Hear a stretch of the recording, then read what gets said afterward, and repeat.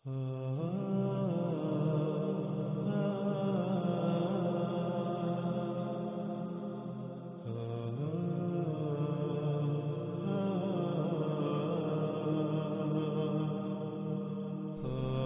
گزشتہ ایک ساتھ میں ہم دجال کو ہر پہلو سے اس طرح کھول کھول کر سامنے لا چکے ہیں کہ جس کا انکار اب کسی کے لیے بھی ممکن نہیں رہا۔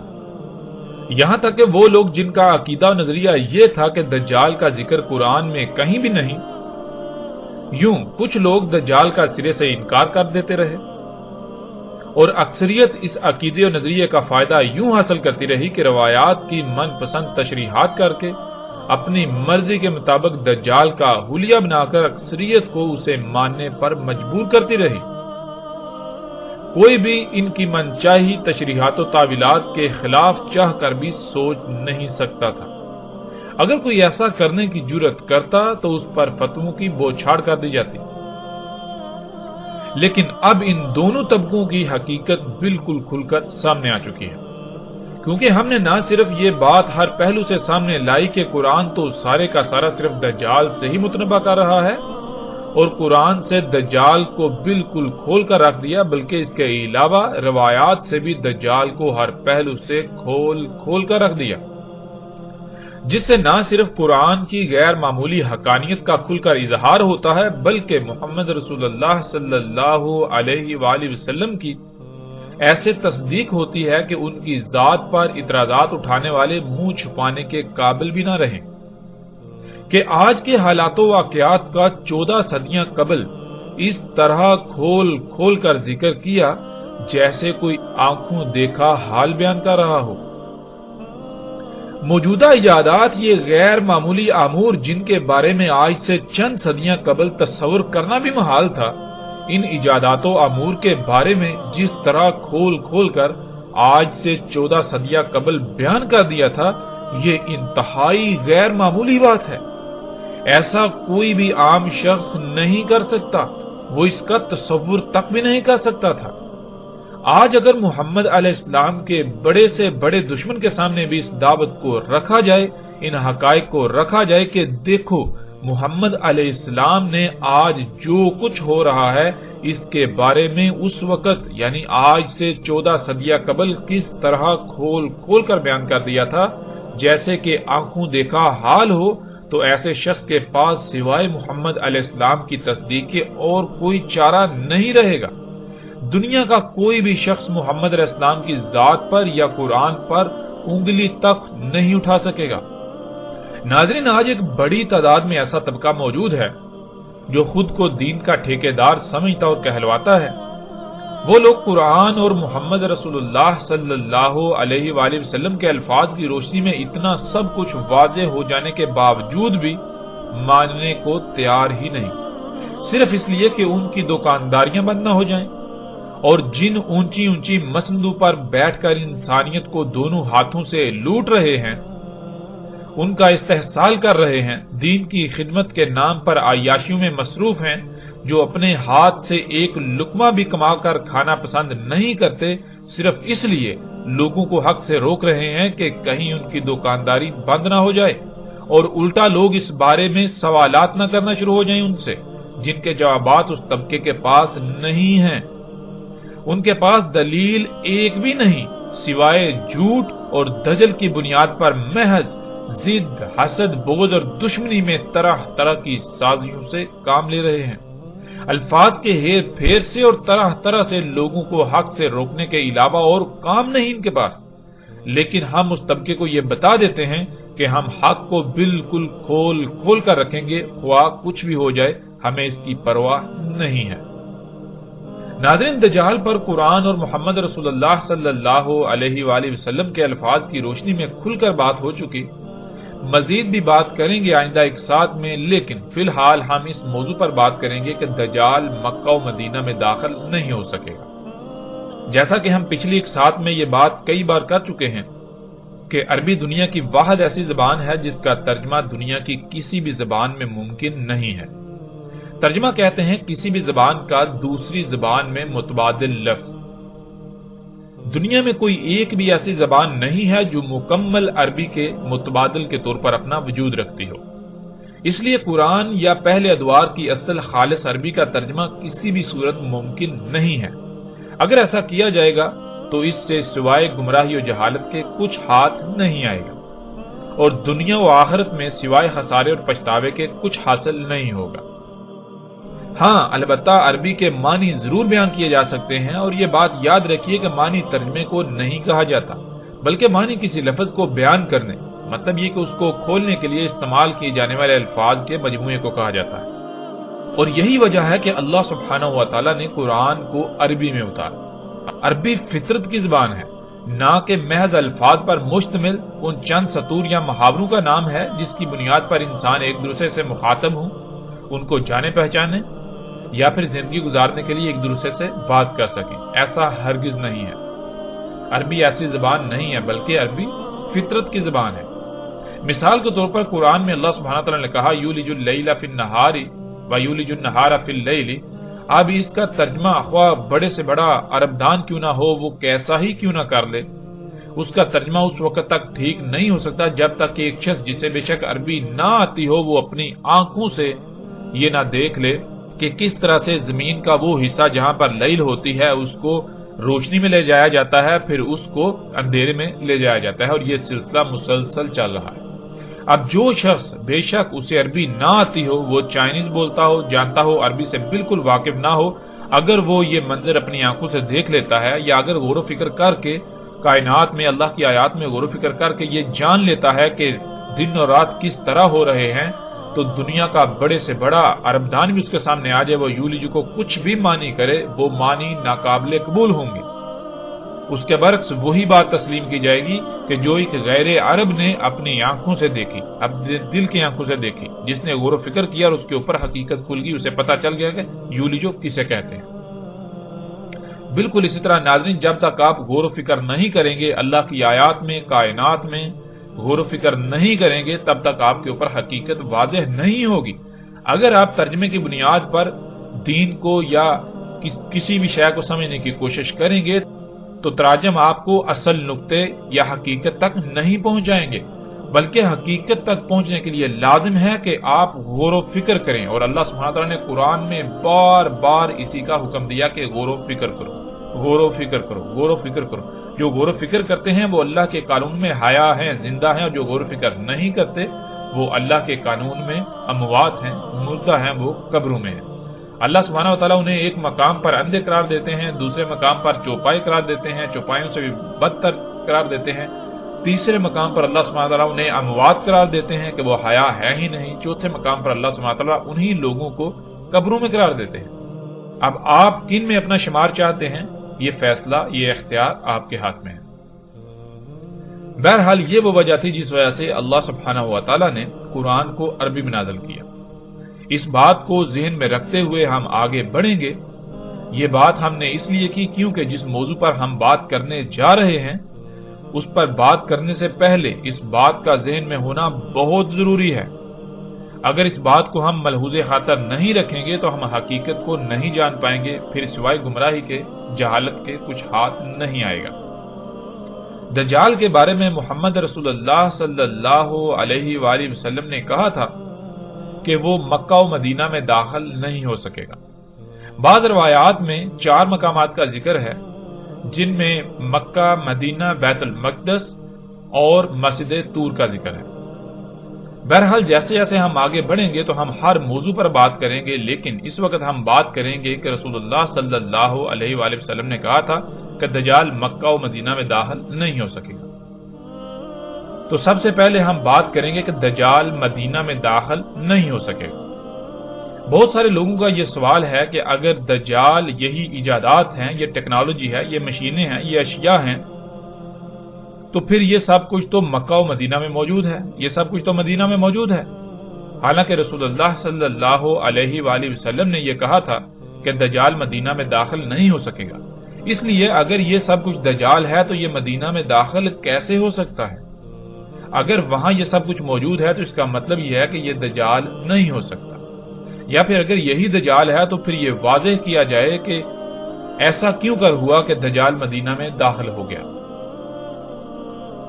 ناظرین، محمد رسول اللہ صلی اللہ علیہ وآلہ وسلم کے ان الفاظ کو عربی پر عبور نہ ہونے یا عربی کی حقیقت سے ناواقفیت کی وجہ سے ایسے استعمال کیا جانے لگا کہ دنیا میں انسانوں کی اکثریت گمراہی کا سودا کر بیٹھی، یعنی کہ پوری دنیا میں لفظ مدینہ کو ایک بستی سے منسوب کر کے ایسے پھیلا دیا گیا کہ کسی کو حقیقت کا علم ہی نہیں کہ مدینہ کسے کہتے ہیں۔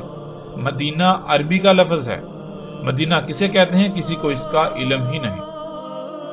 ناظرین، دنیا میں ایک کہاوت بولی جاتی ہے کہ جھوٹ اتنا بولو کہ تمہیں خود کو بھی شک ہونے لگے کہ کہیں جو تم بول رہے ہو وہ سچ ہی تو نہیں۔ اس محاورے کی حقیقت یہ ہے کہ جب آپ نے ایک غلط بات کو لوگوں کے اذہان میں راسخ کرنا ہو تو اس کے لیے دلائل کا ہونا ضروری نہیں ہے، بلکہ اس بات کا زیادہ سے زیادہ عام کیا جانا ضروری ہے۔ جب بات اکثریت کی زبان پر آ جائے گی تو لوگ خود بخود اسے تسلیم کر لیں گے، دلیل کی طرف ان کی توجہ ہی نہیں جائے گی، کیونکہ اکثریت کے مان لینے یا کہنے کی وجہ سے کوئی بھی دلیل کی ضرورت محسوس ہی نہیں کرے گا، اور اکثریت کا کہنا، اکثریت کا مان لینا یا اکثریت کے الفاظ ہی بذات خود دلیل بن جائے گا۔ پھر جب کبھی اس کے مقابلے میں سچ سامنے آ بھی جائے تو لوگ سچ کو ہر طرح کی دلیل ہونے کے باوجود بھی تسلیم کرنے کے بجائے آگے سے یہی جواب دیں گے کہ یہ بات تو ہم نے پہلے کبھی سنی ہی نہیں، اور اکثریت اس کے برعکس وہی کہتی ہے جو پہلے سے ہم اس بارے میں رائے یا نظریہ رکھتے ہیں۔ یوں سچ کی خود بخود موت ہو جائے گی اور سچ بیان کرنے والوں کو سخت سے سخت حالات کا اور سخت سے سخت رد عمل کا سامنا کرنا پڑے گا۔ سچ بیان کرنے والے کو الٹا دنیا نہ صرف تحقیر کا نشانہ بنائے گی، حقارت کی نگاہ سے دیکھے گی، بلکہ ہر ممکن حد تک تہمت و ملامت کا نشانہ بنائے گی۔ ہر کسی کا یہی جواب ہوگا کہ پہلے کیا ہر کوئی غلط تھا؟ جو ہمارے آباء و اجداد، ہمارے علماء اس کے برعکس آج تک ہمیں بتاتے رہے، آج تک ہمیں سکھاتے رہے، جو آج تک ہم سنتے رہے، کیا وہ سب کے سب غلط ٹھہرے اور اکیلے تم صحیح؟ یہ کیسے ہو سکتا ہے؟ یعنی وہی بات کہ سچ کے لیے خواہ کتنے ہی دلائل کیوں نہ دیے جائیں، کتنے ہی دلائل سے سچ کو سامنے کیوں نہ لے آیا جائے، اسی جواب کا سامنا کرنا پڑے گا کہ پہلے آج تک کیا سب غلط تھے اور اکیلے تم سچے؟ آج تک کسی کو سمجھ نہیں ہے اور آج تمہیں سمجھ آ گئی۔ اس بات سے بالکل غافل کہ ہر شے کا، ہر کام کا ایک وقت ہوتا ہے اور اللہ سبحانہ و تعالی وقت سے پہلے کوئی کام نہیں کرتا۔ ناظرین، بالکل یہی دین اسلام کے ساتھ بھی کیا گیا اور جو ہمارا موضوع ہے وہ بھی اسی کا شکار بنا دیا گیا۔ رسول اللہ صلی اللہ علیہ وآلہ وسلم نے کہا کہ دجال مدینہ میں داخل نہیں ہوگا تو خود کو علماء کہلانے والے طبقے نے عربی کے لفظ مدینہ کے ایک ایسی بستی سے منسوب کیا کہ پوری دنیا کے انسان اس بات کو بھول گئے کہ مدینہ کسے کہتے ہیں۔ ہر کسی کے سامنے مدینہ سے مراد وہی بستی ہے جسے آج لوگ مدینہ کہتے ہیں، حالانکہ حقیقت اس کے بالکل برعکس ہے۔ حقیقت کیا ہے؟ ہم اسے اللہ سبحانہ و تعالیٰ سے سوال کرتے ہیں اور اللہ سبحانہ و تعالیٰ اپنے کلام قرآن کے ذریعے اس کا کھول کھول کر جواب دیتے ہیں۔ ناظرین، مدینہ سے مراد کیا ہے یا مدینہ کسے کہتے ہیں؟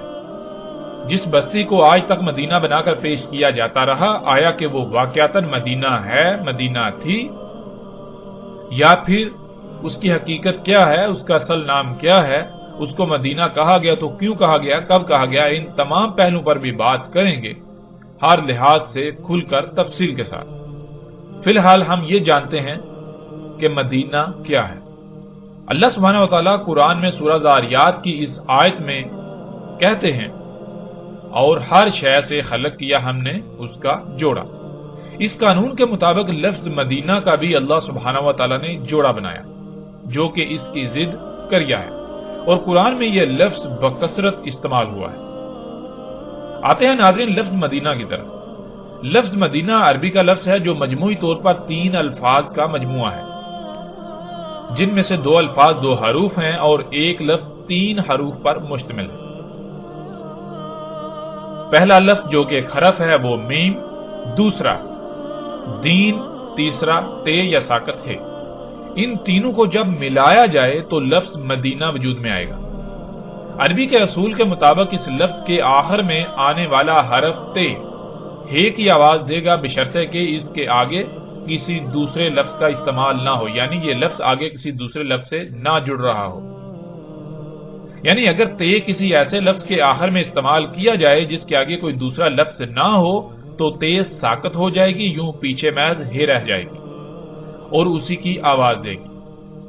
جیسے مثال کے طور پر صرف اسی لفظ کو لے لیں، لفظ مدینہ یا المدینہ، جب اس کو لکھا جائے گا تو اس کو اس طرح لکھا جائے گا جیسے آپ سکرین پر دیکھ رہے ہیں، یعنی اس کے آخر میں تے کو لکھا جائے گا، لیکن جب اس کو پڑھا جائے گا تو تے ساکت ہو جائے گی، صرف ہے کی آواز سے پڑھا جائے گا۔ جب اسے پڑھا جائے گا تو تے ہے کی آواز دے گی، اور اگر آگے کسی دوسرے لفظ کے ساتھ جڑ رہا ہو تو پھر تے ساکت نہیں بلکہ تے ہی پڑھا جائے گا۔ مثال کے طور پر جیسے آپ سکرین پر دیکھ رہے ہیں لفظ مدینہ المکرمہ، یعنی کہ لفظ مدینہ اس کے آگے ایک ساتھ دوسرا لفظ جڑ گیا المکرمہ، تو اب تے جو ہے وہ ساکت نہیں ہوگی بلکہ تے ہی پڑھی جائے گی۔ اب آتے ہیں لفظ مدینہ کے معنی کی طرف۔ جیسا کہ ہم پہلے ہی بیان کر چکے ہیں کہ لفظ مدینہ میم، دین اور تے یا ساکت تے یعنی ہے سے مل کر بنا ہے، تو اس میں اصل لفظ دین ہے۔ یوں سب سے پہلے ہم پر فرض ہے کہ اس لفظ کو سمجھیں، ورنہ ہم لفظ مدینہ کو نہیں سمجھ پائیں گے۔ ناظرین، عربی کا یہ اصول ہے کہ جب بھی کسی لفظ کے شروع میں میم استعمال ہوتا ہے، اگر وہ لفظ کے اصل حروف میں سے نہیں ہے، یعنی الگ سے ساتھ میں استعمال کیا گیا ہے، الگ سے ساتھ میں جڑ رہا ہے، تو میم موجودگی کے اظہار کے لیے استعمال ہوتا ہے۔ یعنی جب بھی کسی لفظ کے شروع میں میم استعمال ہوتا ہے تو میم موجودگی کے، کسی شے کی موجودگی کے اظہار کے لیے استعمال کیا جاتا ہے۔ میم کسی شے کی موجودگی کا اظہار کرتا ہے، پھر آگے اصل لفظ آ جاتا ہے۔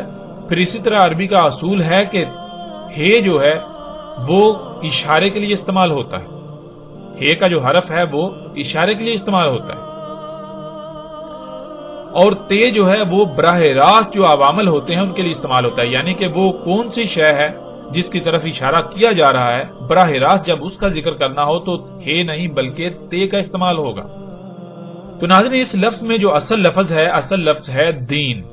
دین کے شروع میں میم استعمال ہوا اور اس کے آخر میں ہے استعمال ہوا۔ میم کسی بھی لفظ کے جب شروع میں استعمال ہوتا ہے تو میم موجودگی کا اظہار کرتا ہے۔ اب میم سے مراد کیا ہے؟ میم سے مراد ہے موجودگی کا اظہار، یعنی کچھ موجود ہے۔ کیا موجود ہے؟ آگے لفظ آ جاتا ہے دین۔ جب ان دونوں الفاظ کو ملایا جائے گا تو لفظ بنے گا مدین۔ مدین کے معنی بنیں گے کہ دین موجود ہے۔ اب دین کہاں موجود ہے اس طرف اشارہ کرنا ضروری ہے، یعنی اب سوال یہ پیدا ہوتا ہے کہ دین کہاں موجود ہے؟ تو جہاں دین موجود ہے اس طرف اشارہ کرنے کے لیے آگے ہے کا استعمال کیا جاتا ہے، یعنی آگے ہے جب آئے گی تو یہ لفظ بن جائے گا مدینہ، یعنی کسی طرف اشارہ کیا جا رہا ہے اور کہا جا رہا ہے کہ یہاں دین موجود ہے۔ اب وہ کون سی جگہ ہے، کون سا خطہ ہے، اگر اس کا نام بتانا ہے یعنی براہ راست اس کا ذکر کرنا ہے تو ہے کی بجائے تے کا استعمال ہوگا، یعنی پھر مدینہ نہیں بلکہ مدینہ المکرمہ یا مدینہ آگے جو بھی وہ ہوگا اس کا نام استعمال کیا جائے گا۔ اگر نام موجود نہیں ہے تو پھر محض اشارے کے لیے تے نہیں بلکہ ہے استعمال کیا جائے گا۔ اب ناظرین، ہم پر سب سے پہلے یہ فرض ہے کہ ہم لفظ دین کو سمجھیں۔ جب تک ہم لفظ دین کو نہیں سمجھ سکیں گے تب تک ہم مدینہ کو نہیں سمجھ سکیں گے۔ دین کیا ہے؟ جب بھی کسی سے سوال کیا جائے تو فوراً یہی جواب ملے گا کہ دین اسلام ہے۔ اور اسلام کیا ہے؟ اس کے لیے پوری دنیا میں پھر انسانوں کے نزدیک ایک خاص نظریہ ہے، ایک عقیدہ ہے کہ باقی مذاہب کی طرح ایک دائرہ ہے جس میں ایک کلمے کے اقرار سے داخل ہونے کا رستہ ہے اور باہر نکلنے کا کوئی رستہ نہیں، یعنی آج پوری دنیا جسے اسلام کا نام دیتی اور پکارتی ہے۔ ہم اس پر تو فی الحال بات نہیں کریں گے، گزشتہ ایک ساتھ میں بھی اس پر مختصراً بات ہو چکی، بلکہ ہم لوگوں کے ان عقائد و نظریات کو ایک طرف رکھتے ہوئے اللہ سبحانہ و تعالیٰ سے اس کا سوال کریں گے اور اللہ سبحانہ و تعالیٰ اپنے کلام قرآن سے اس کا کھل کر جواب دیں گے۔ جب ہم اللہ سبحانہ و تعالیٰ سے یہ سوال کریں کہ دین کیا ہے تو اللہ سبحانہ و تعالیٰ قرآن میں بالکل صراحت کے ساتھ اس بات کا جواب دے دیتے ہیں کہ دین کیا ہے۔ سورہ روم کی آیت نمبر 30 میں اللہ سبحانہ و تعالیٰ کہتے ہیں، پس قائم ہو جا، پس قائم کر اپنے روح کو، تیرا جو روح ہے اسے ہر طرف سے کاٹ کر، تیرا جو روح ہے اسے ہر طرف سے کاٹ کر، ہر طرف سے کاٹ کر بالکل یکسو یک روح ہو جا دین کے لیے، یک روح ہو کر دین کے لیے قائم ہو جا۔ پھر دین کیا ہے؟ اللہ سبحانہ و تعالیٰ اس کا جواب دیتے ہیں، فطرت اللہ، اللہ کی فطرت تھی۔ دین کیا ہے؟ دین وہ فطرت تھی، اللہ کی فطرت۔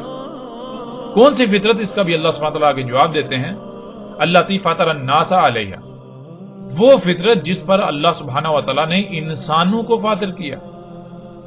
یعنی کہ فطرت کیا ہے؟ فطرت کو اگر جاننا ہے تو غور کرو، پیچھے جاؤ، جب انسانوں کی بنیاد رکھی، جب انسانوں کو دنیا میں لے کر آئے تو اس وقت دنیا کس حالت میں تھی، دنیا میں کیا تھا، کیسا تھا؟ یعنی کہ فطرت کہتے ہیں جس طرح جیسا اللہ سبحانہ و تعالیٰ نے خلق کیا بغیر کسی رائے برابر بھی تبدیلی کے، بالکل ویسے کا ویسا۔ جیسے اللہ سبحانہ تعالیٰ نے انسانوں کو خلق کیا، تمام مخلوقات کو خلق کیا، جیسی ضروریات اللہ سبحانہ تعالیٰ نے خلق کی تھیں ان میں کسی قسم کی کوئی بھی رد و بدل نہ ہو، ویسے کی ویسے ہی رہنے دی جائیں، ویسے کی ویسے ہی ہوں، اور انہی سے اپنی ضروریات کو پورا کیا جائے، انہی پر ڈٹا جائے، انہی پر توکل کیا جائے۔ یہ ہے فطرت، یہ ہے دین۔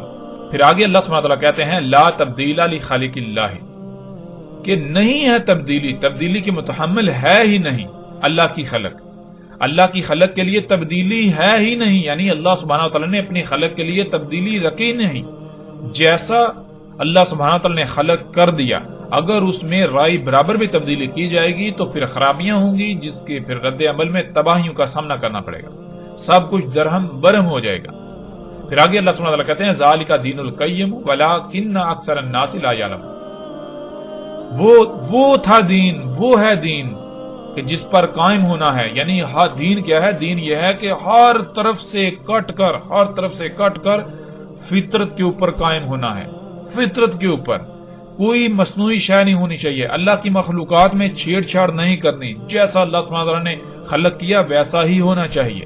جو اللہ تعالیٰ نے آپ کی حد لگا دی، جو دائرہ لگا دیا، جیسے باقی مخلوقات اپنے اپنے مقام، اپنے اپنے دائرے کے اندر رہتی ہوئی اپنی اپنی ذمہ داری کو پورا کر رہی ہیں، بالکل اسی طرح تم نے بھی سب کچھ ویسے کا ویسے رہنے دینا ہے۔ جو اللہ سبحانہ نے تمہارے لیے دائرہ لگایا، جو مقام رکھا، اسی مقام پر رہتے ہوئے، اسی دائرے میں رہتے ہوئے اپنی ذمہ داری کو پورا کرنا ہے اور زندگی گزارنی ہے، یہ ہے دین۔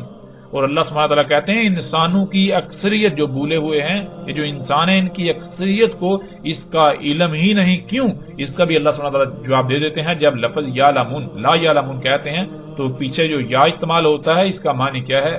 اس کے خود ہی آ جاتی ہے، یعنی کہ انسانوں کی اکثریت غور و فکر ہی نہیں کرتی، جس وجہ سے انہیں اس بات کا علم ہی نہیں کہ دین کیا ہے۔ پھر وہ جو اور لوگ جو ہے وہ دین جو ان کے سامنے بنا کر پیش کرتے ہیں، انسانیوں کی اکثریت جو ہے پھر اسی کے پیچھے چلتی رہتی ہے اور اسے ہی دین سمجھ رہتی ہے، جس کا دین کے ساتھ کوئی تعلق نہیں۔ تو یہ تھا ناظرین دین۔ ناظرین دین کیا ہے ہم نے جان لیا، دین کہتے ہیں فطرت کو، دین ہے فطرت۔ اور مدینہ یعنی کہ مدینہ کسی اس خطے، اس علاقے، اس بستی، اس مقام کی طرف اشارہ کر کے کہا جاتا ہے، اسے کہا جاتا ہے جہاں پر فطرت ہو، جو خطہ، جو علاقہ، جو بستی فطرت پر ہو، جس میں اللہ کی مخلوقات میں تبدیلیاں نہ ہوں، سب کچھ ویسا ہو، یا لوگ وہاں کے باشندے، وہاں کے رہائشی ویسا ہی چاہتے ہوں جیسا اللہ نے خلق کر دیا، یعنی فطرت پر قائم ہونا ہی ان کا مقصد ہو، وہاں کے باشندوں کا فطرت پر قائم ہونا مقصد ہو۔ تو لفظ دین کے شروع میں میم دین کی موجودگی کا اظہار کرتا ہے، یعنی دین موجود ہے۔ اور دین کیا ہے؟ دین فطرت۔ اب جب لفظ دین کے ساتھ میم لگایا جائے گا تو یہ بنے گا مدین. مدین کہتے ہیں دین موجود ہے یعنی فطرت موجود ہے. یہاں فطرت موجود ہے, فطرت قائم ہے, اور ہے اس طرف اشارہ ہوتا ہے جہاں فطرت یعنی دین موجود ہے. تو اس طرح بنتا ہے لفظ مدینہ. مدینہ کے معنی ہے وہ مکان جہاں پر اللہ کا دین قائم ہو, یعنی جہاں پر فطرت ہو, وہ مقام جو فطرت پر ہے. اور اس کا جوڑا جو کہ اللہ سبحانہ وتعالی نے قرآن میں اس کی ضد کے طور پر استعمال کیا, کئی مقامات پر اس کا ذکر آیا ہے, وہ ہے قریہ. اور پورے قرآن میں اللہ سبحانہ وتعالی نے جہاں بھی ہلاک شدہ اقوام کا ذکر کیا یا ہلاکت کا ذکر کیا, عذاب کا ذکر کیا, تو عذاب قریہ پر ہی آنے کا ذکر کیا, یعنی عذاب قریہ پر آتا ہے. کہیں بھی مدینہ پر یہ نہیں ہے کہ مدینہ پر اللہ سبحانہ وتعالی عذاب لے کر آئے. بہرحال اس پر مزید تفصیل سے آگے چل کر بات ہوگی. ناظرین, قریہ کا مادہ ہے کرا, جس کے معنی ایک شے پر کسی دوسری شے کے ٹکرانے سے رد عمل کے طور پر بلند ہونے والی آواز کو کہتے ہیں. اسی سے لفظ قریہ بنا ہے, اسی سے اقرا بنا ہے, اسی سے قرت بنا ہے, اور اسی سے قرآن بنا ہے. جیسے لفظ اقرا انسان کے سامنے کتاب پڑی ہوتی ہے یا کچھ لکھا ہوا ہوتا ہے, یعنی کہ عمل کسی بھی صورت میں کتب ہوا موجود ہوتا ہے. جب انسان کی نظر یا اس کی توجہ اس پر ٹکراتی ہے تو رد عمل کی صورت میں جو شے سامنے آتی ہے, جو علم رد عمل کی صورت میں سامنے آتا ہے, اسے اقرا کہتے ہیں.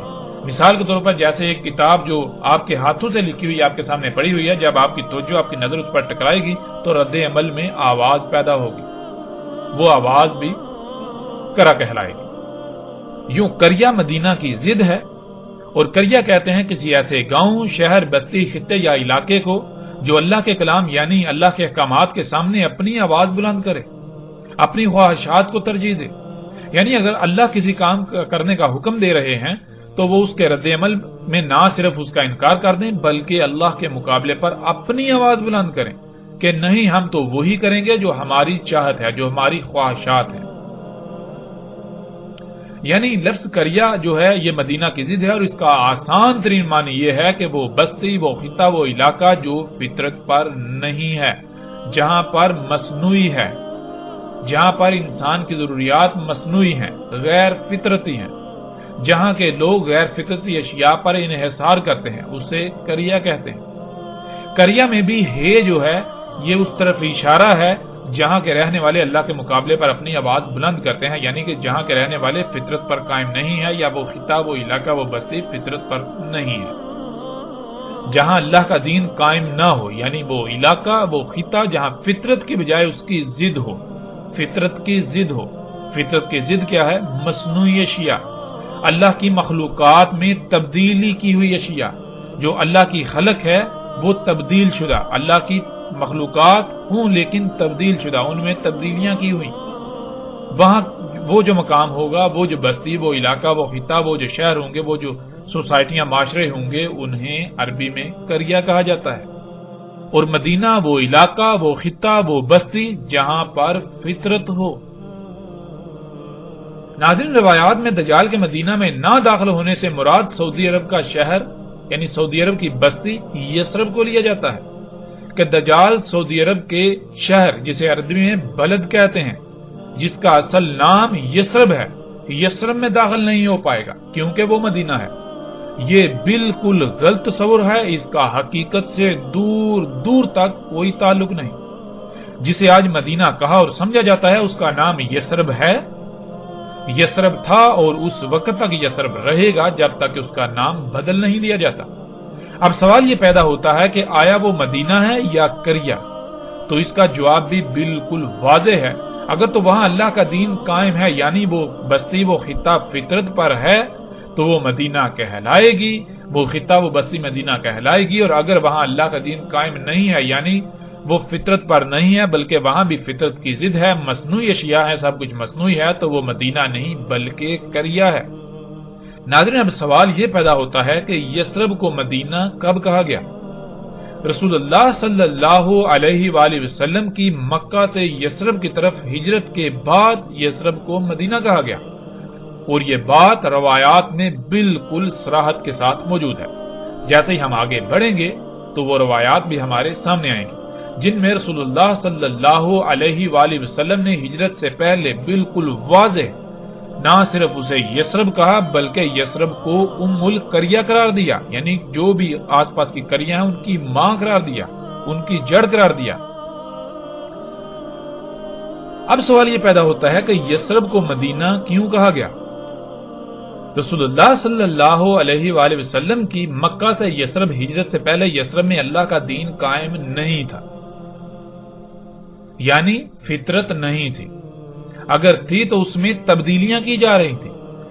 مثلا جیسے ہم غور کریں تو صحیح مسلم میں ایک روایت ہے کہ جو 3 مختلف راویوں کی چین سے آئی ہے، اس میں یہ بات بالکل واضح ہے کہ جب رسول اللہ صلی اللہ علیہ وآلہ وسلم مکہ سے ہجرت کر کے یثرب جا رہے تھے تو یثرب کی حدود میں جب داخل ہو رہے تھے تو لوگوں کو دیکھا کہ وہ کھجور کو پیوند کر رہے ہیں، گابا کر رہے ہیں، یعنی اس وقت کے تقاضے کے مطابق جیسے آج بیجوں میں، فصلوں میں سائنسی طریقوں سے مداخلت کی جاتی ہے زیادہ پیداوار کے حصول کے لیے، جلدی اگانے کے لالچ میں، زیادہ اگانے کے لالچ میں، بالکل اس وقت کے تقاضے کے مطابق انسان جو چھیڑ چھاڑ جو تبدیلی کر سکتا تھا وہ تبدیلیاں کی جا رہی تھی، جسے گابا یا پیوند کہتے ہیں۔ تو رسول اللہ صلی اللہ علیہ وآلہ وسلم نے یہ سوال کیا، پوچھا کہ یہ تم کیا کر رہے ہو؟ تو آگے سے جواب ملا کہ ہم زیادہ فصل کے حصول کے لیے ہم اسے گابا کر رہے ہیں، پیوند کر رہے ہیں۔ تو رسول اللہ صلی اللہ علیہ وآلہ وسلم نے انہیں روک دیا۔ پھر جب سال کے بعد فصل زیادہ نہ ہوئی، فصل کم ہوئی، تو لوگوں نے یہ شکایت کی کہ یا رسول اللہ صلی اللہ علیہ وآلہ وسلم آپ نے روک دیا تھا، گابا کرنے سے منع کر دیا تھا، اس وجہ سے ہماری فصلیں جو ہیں وہ کم ہوئی اور دیکھنے میں بھی وہ بلی نہیں ہے، اچھی نہیں ہے۔ تو جواباً رسول اللہ صلی اللہ علیہ وآلہ وسلم نے کہا کہ تم دنیاوی امور کے بارے میں علم رکھتے ہو، میں دین کا علم رکھتا ہوں۔ اب اس سے مراد یہ لے لیا گیا، یہ جو علماء ہیں یا یہ جو طبقہ ہے انہوں نے اس سے مراد یہ لے لیا کہ دین الگ شے ہے اور دنیا الگ شے ہے، اور دنیاوی امور جو ہیں ان میں جو جی چاہیں کریں، ان میں کوئی روک ٹوک نہیں، اور دین جو ہے اس میں چھیڑ چھاڑ نہیں کی جا سکتی، ان میں تبدیلی نہیں کی جا سکتی، اس میں اپنی مرضی نہیں کی جا سکتی۔ اور دین کسے کہتے ہیں؟ جس کا دین کے ساتھ کوئی تعلق نہیں۔ حالانکہ حقیقت کیا ہے ناظرین، جب آپ غور کریں تو حقیقت آپ کے بالکل سامنے آ جائے گی۔ حقیقت کیا ہے کہ آپ غور کریں کہ جب محمد رسول اللہ صلی اللہ علیہ وآلہ وسلم مکہ سے یثرب جا رہے ہیں اور انہوں نے جب دیکھا یثرب میں کہ کھجوروں کو پیوند کیا جا رہا ہے، تو کیا رسول اللہ صلی اللہ علیہ وآلہ وسلم کو یہ نہیں علم تھا کہ یہ کیا جا رہا ہے؟ کیا وہ سب کچھ مکہ کے اندر نہیں ہو رہا تھا؟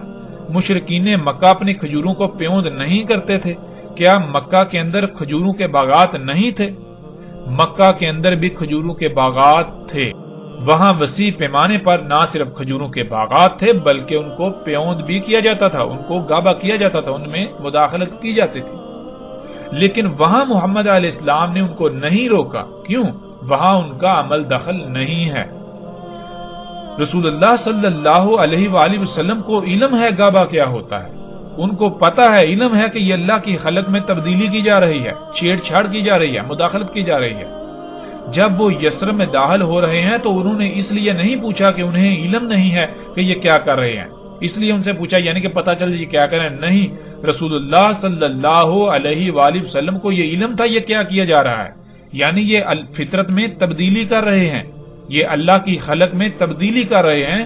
تو رسول اللہ صلی اللہ علیہ وآلہ وسلم نے سوالیہ انداز میں پوچھا، جیسے مثال کے طور پر ایک بچہ غلط کام کر رہا ہو تو آپ اسے غصے سے سوالیہ انداز میں پوچھیں گے، کہیں گے کہ یہ کیا کر رہے ہو؟ بالکل اسی طرح رسول اللہ صلی اللہ علیہ وآلہ وسلم نے کہا کہ یہ تم کیا کر رہے ہو؟ تو آگے سے جواب دیا گیا کہ ہم گابا کر رہے ہیں زیادہ فصل کے لالچ میں۔ تو رسول اللہ صلی اللہ علیہ وآلہ وسلم نے کہا کہ اگر تم یہ نہ کرو، اگر یہ تم نہ کرتے تو اس میں تمہارے لیے خیر ہے، اور رسول اللہ صلی اللہ علیہ وسلم نے انہیں روک دیا، منع کر دیا۔ اب کیا رسول اللہ صلی اللہ علیہ وسلم کو یہ نہیں علم کہ وہ جب خود کہہ رہے ہیں کہ زیادہ فصل کے حصول کے لیے، اچھی فصل کے لیے ہم گابا کر رہے ہیں، جب نہیں کیا جائے گا تو ظاہر ہے فصل اچھی نہیں ہوگی، فصل زیادہ نہیں ہوگی۔ جیسے مثال کے طور پر آج اگر کسی کو زمین میں کھادیں ڈالنے سے روکا جائے کیمیکلز اور یہ جو عناصر ہیں جو زمین کو اگانے پر مجبور کرتے ہیں، یہ ڈالنے سے روکا جائے، تو کیا روکنے والے کو یہ نہیں پتا کہ یہ کھاد ہے، یہ کیمیکلز ہیں؟ ظاہر ہے علم ہوگا تو روکے گا نا۔ کیا اسے نہیں پتا کہ ان کیمیکلز، ان کھادوں سے فصل دیکھنے میں بہت اچھی ہوتی ہے، زیادہ ہوتی ہے؟ اسے علم ہے، سب کو علم ہے۔ ہاں اگر وہ روک رہا ہے تو اس لیے روک رہا ہے کہ تم اللہ کی خلق میں تبدیلی کر رہے ہو۔ جب تم اللہ کی خلق میں تبدیلی کرو گے تو پھر یہ فصل کھانے والوں کو بیماریاں لاحق ہوں گی، یعنی کہ جو اللہ نے توازن قائم کیا وہ توازن بگڑ جائے گا۔ اللہ نے تمہیں خلق کیا ہے، اللہ نے انسانوں کو خلق کیا ہے، اللہ نے بشر کو خلق کیا ہے، تمام مخلوقات کو اللہ نے خلق کیا ہے، تو اللہ ہی کو علم ہے کہ ان کے لیے کیا فائدہ مند ہے اور کیا نقصان دہ ہے۔ اس لیے اللہ بھول نہیں گیا تھا، اللہ نے سب کے لیے جو کچھ جیسا خلق کرنا تھا وہ بالکل پرفیکٹ بہترین خلق کیا، جیسی جس کی ضرورت تھی ویسا ہی خلق کیا۔ اب اگر تم اس میں تبدیلی کرو گے تو جان لو اللہ نے ہر شے میں توازن قائم کیا، میزان قائم کیا۔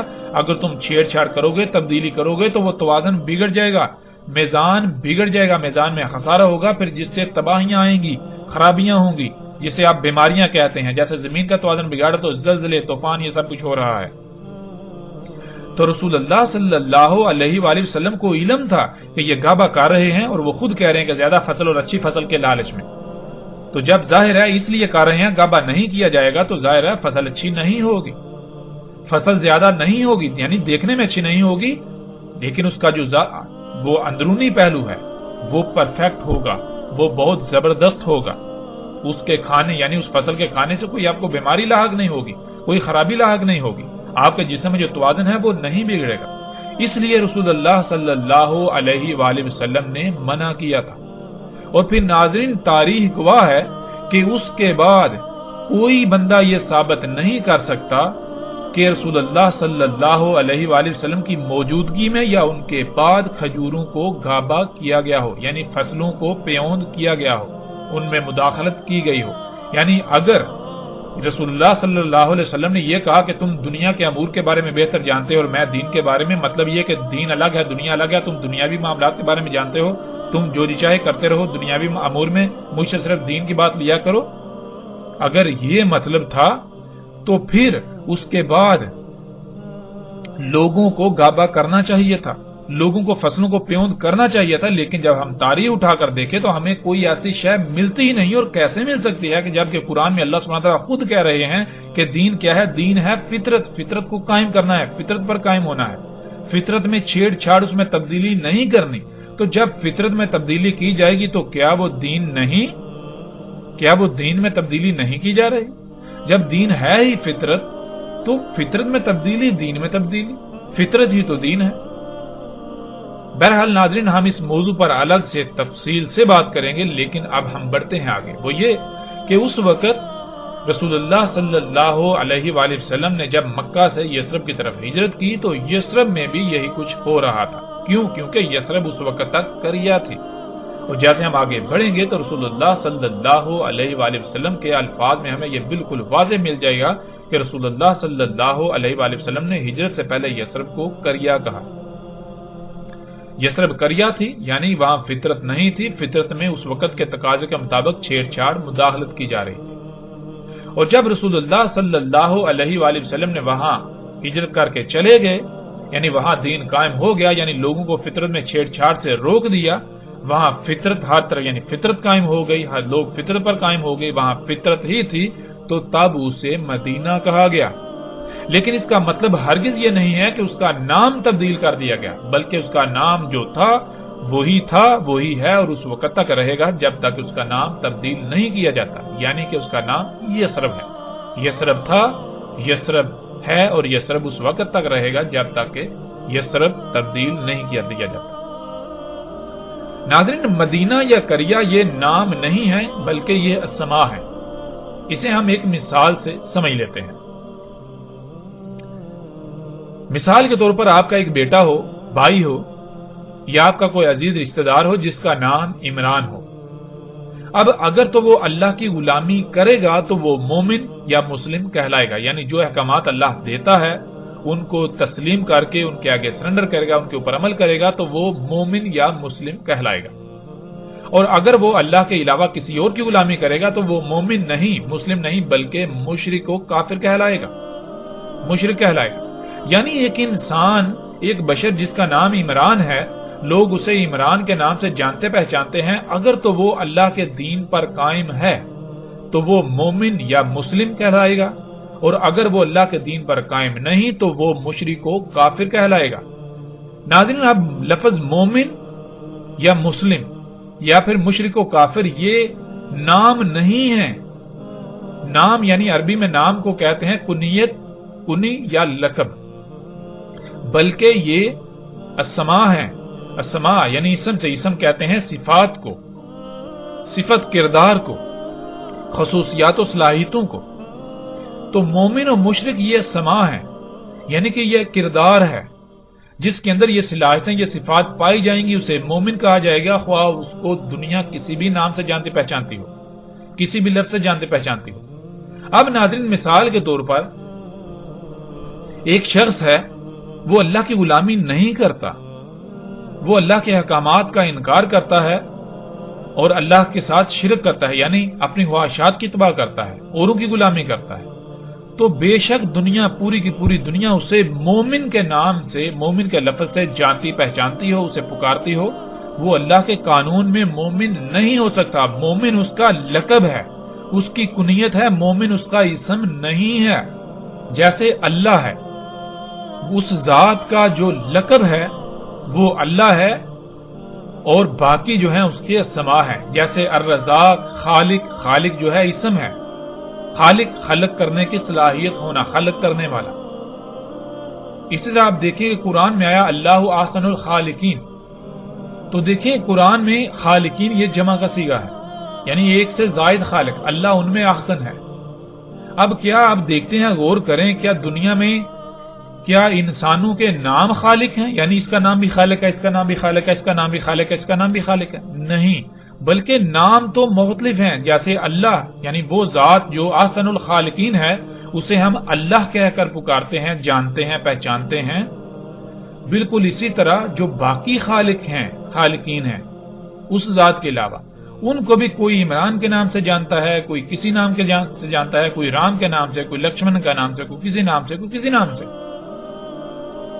تو بالکل اسی طرح، یعنی کہ جیسے آپ کو بتایا کہ یہ جو مسلم اور مومن یا کافر مشرک یہ اسماء ہیں، اگر کسی کا نام بے شک مومن ہو لیکن وہ اللہ کی غلامی نہیں کر رہا، وہ اللہ کے ساتھ شرک کر رہا ہے، تو وہ مشرک ہے، اس کا اسم مشرک ہے، مومن اس کا لقب کہلائے گا۔ بالکل اسی طرح ایک بستی، ایک خطہ، ایک علاقہ، اگر وہاں فطرت قائم ہے تو وہ مدینہ ہے، اگر فطرت نہیں ہے، وہاں فطرت کی ضد ہے، تو وہ قریہ کہلائے گی، مدینہ کی ضد۔ دنیا میں صرف دو ہی طرح کے خطے ہیں، اور اللہ سبحانہ وتعالیٰ نے قرآن میں بھی خطوں کی تقسیم صرف دو ہی طرح کی ہے، ایک مدینہ اور دوسرا قریہ۔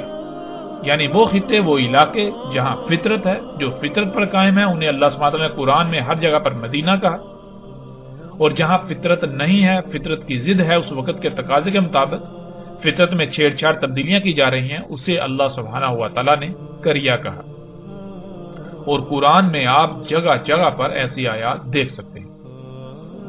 اب ناظرین، دنیا میں کوئی بھی بستی ہو، اگر اس کو مدینہ کے نام سے جانا پہچانا جاتا ہو، یعنی مدینہ اس کا لقب ہو، اس کا نام رکھ دیا جائے، تو ضروری نہیں ہے کہ وہ مدینہ ہی ہے، یعنی کہ اس کا اسم بھی مدینہ ہے۔ جیسے ایک شخص، اس کو دنیا مومن کے نام سے جانتی پہچانتی ہے، لیکن حقیقتاً وہ مشرک ہے، تو وہ مومن نہیں، مومن اس کا لقب ہے۔ بالکل اسی طرح جسے آج تک مدینہ کہا جاتا رہا اور مدینہ کہا جاتا ہے، وہ مدینہ نہیں ہے۔ مدینہ اس کا لقب تو ہو سکتا ہے، مدینہ اس کا اسم نہیں ہے، اور نہ اسم ہو سکتا ہے۔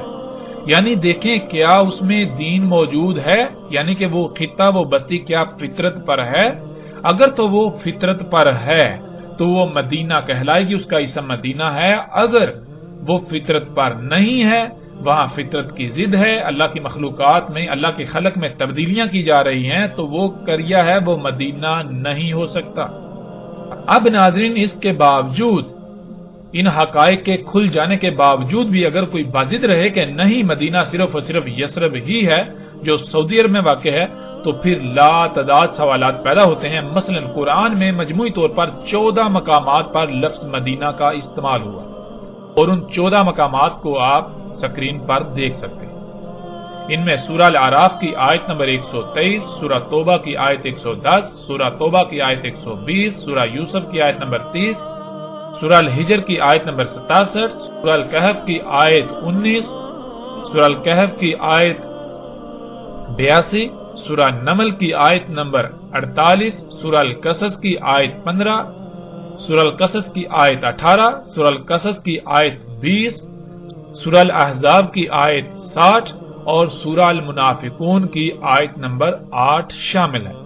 ان تمام آیات کو آپ دیکھیں تو ان میں اللہ سبحانہ و تعالی نے لفظ مدینہ کا استعمال کیا ہے۔ ویسے تو ہم ان 14 کے 14 مقامات پر بات کر سکتے ہیں، لیکن اس سے ایک تو موضوع وسیع ہو جائے گا، اور دوسری بات یہ کہ سب مقامات پر بات کرنے کی ضرورت ہی نہیں ہے۔